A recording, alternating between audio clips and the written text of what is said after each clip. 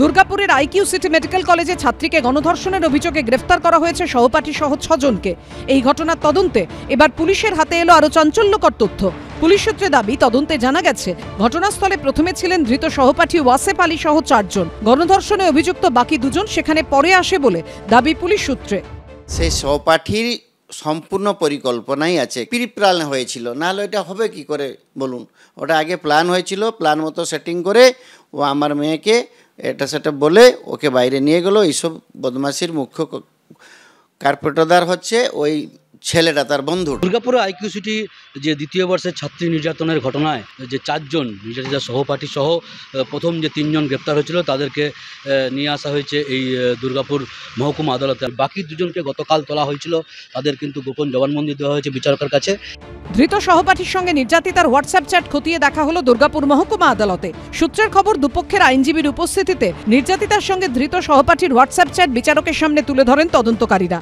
দুদিন আগে একটা প্রেয়ার আমরা কোর্টে করেছিলাম যে ওয়ান অফ দ্য উইটনেসের মোবাইল ফোনের চ্যাট হিস্ট্রিটা বা চ্যাটটা আমরা চেয়েছিলাম, যেহেতু এটা সিজ আর্টিকেল কোর্টের প্রেজেন্সে। যার যার ইনভলভমেন্ট ক্লিয়ারলি আমাদের সামনে চলে এসছে। আমরা চেষ্টা করছি তাড়াতাড়ি চার্জশিট দেওয়া, দিয়ে আমরা ট্রায়ালে নিয়ে যাব। আমাদের আজকে একটা প্রেয়ার ছিল টিআইপির, সেই টিআইপির প্রেয়ারটা আমাদের কোর্ট লার্নেট করে অ্যালাউ করেছেন এবং 24 তারিখে মেয়েটি জেলে গিয়ে তার টেস্ট আইডেন্টিফিকেশন প্যারেড হবে। আমাদের যা এই মামলায় আমরা যা সেকশনগুলোর জন্য প্রেয়ার করেছিলাম কোর্টের কাছে, কোর্ট বায়োলজিক্যাল এভিডেন্স এবং অন্যান্য এভিডেন্স দেখে সেগুলো অ্যালাউ করেছে। তো আমরা ডেফিনেটলি নিশ্চয়ই কোর্ট মনে করেছে যে এগুলো ইনগ্রিডিয়েন্ট আছে। দুর্গাপুর গণধর্ষণ কাণ্ডে তদন্তে নেমে নির্যাতিতা সহপাঠী ওয়াসেফ আলী সহ এখনো পর্যন্ত 6 জনকে গ্রেফতার করেছে পুলিশ। ঘটনার 2 দিনের মাথায় গ্রেফতার করা হয় শেখ রেয়াজউদ্দিন, অপু বাউরি ও ফিরদৌস শেখ নামে 3 অভিযুক্তকে। পরের দিন শেখ নাসির উদ্দিন ও সফিকুল শেখ নামে আরো 2 জনকে গ্রেফতার করা হয়। 14ই অক্টোবর গ্রেফতার করা হয় আগে থেকে আটক সহপাঠী ওয়াসেফ আলীকে। ওদের মধ্যে একটা ভালোবাসা ছিল আগে থেকে। এটা দুর্ভাগ্যজনক একটা ঘটনা ঘটে গেছে। মেয়েটির মোবাইল ফোন সিজার হয়েছে। এবার মোবাইল ফোনটা ওরা আজকে হোয়াটসঅ্যাপ চ্যাটগুলো এক্সট্র্যাক্ট করবে। সবারই বেল পিটিশন কিন্তু আজকে বেল মুভ করা হয়েছিল, সবারই বেল রিজেক্ট হয়েছে। মঙ্গলবার ধৃত 6 জনের মধ্যে 2 জনকে দুর্গাপুর মহকুমা আদালতে তোলা হলে তাদেরকে 5 দিনের পুলিশ হেফাজতে নির্দেশ দেওয়া হয়। বুধবার বাকি 4 অভিযুক্তকে দুর্গাপুর মহকুমা আদালতে পেশ করা হলে 27 অক্টোবর অর্থাৎ আগামী সোমবার পর্যন্ত তাদের জেল হেফাজতে নির্দেশ দেন বিচারক। আদালতের নির্দেশে ধৃতদের টেস্ট আইডেন্টিফিকেশন বা টিআই প্যারেড করানো হবে শুক্রবার। মনোজ বন্দ্যোপাধ্যায় রিপোর্ট, এবিপি আনন্দ, পশ্চিম বর্ধমান।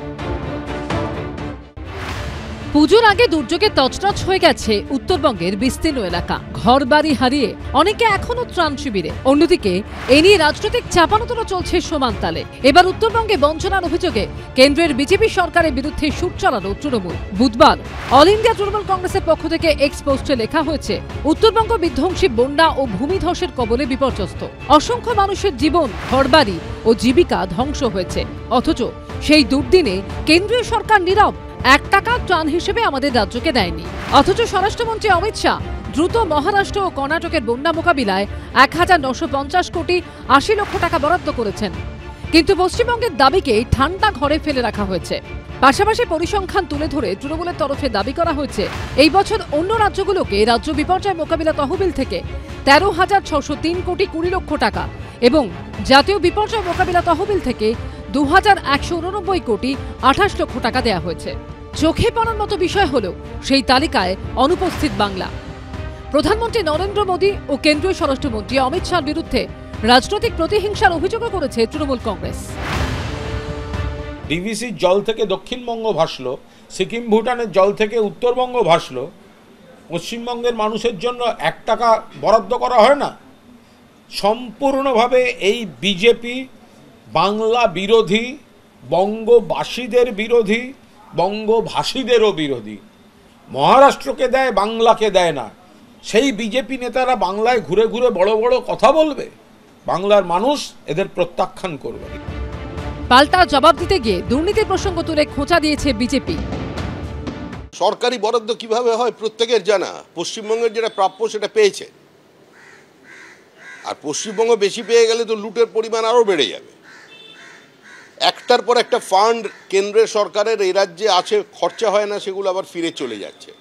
এক ফান্ডের টাকা অন্য জায়গায় সাইফন অফ করা হচ্ছে। উত্তরবঙ্গ বরাবরই বিজেপির শক্ত ঘাঁটি। 2021 সালের বিধানসভা ভোটে উত্তরবঙ্গে 54টি আসনের মধ্যে বিজেপি জিতেছিল 30টিতে, 23টি আসন গেছিল তৃণমূলের ঝুলিতে।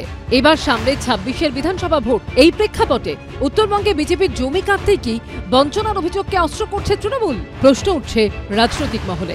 আশাবুল হোসেন, কৃষ্ণেন্দু অধিকারী ও শিবাশিস মৌলিকের রিপোর্ট, এবিপি আনন্দ।